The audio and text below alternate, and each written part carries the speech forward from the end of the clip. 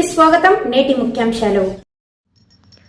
అంతర్జాతీయ దేవాలయాల సదస్సులో పాల్గొన్న అనంతరం రేణిగుంట విమానాశ్రయం నుండి తిరుగు ప్రయాణమైన ముఖ్యమంత్రికి సాదర వీడ్కోలు. తిరుపతి అంతర్జాతీయ దేవాలయాల సదస్సులో పాల్గొన్న అనంతరం సాయంత్రం 8:05 రేణిగుంట విమానాశ్రయం నుండి తిరుగు ప్రయాణమైన ఆంధ్రప్రదేశ్ రాష్ట్ర ముఖ్యమంత్రి వర్యులు నారా చంద్రబాబు నాయుడుకి సాదర వీడ్కోలు లభించింది.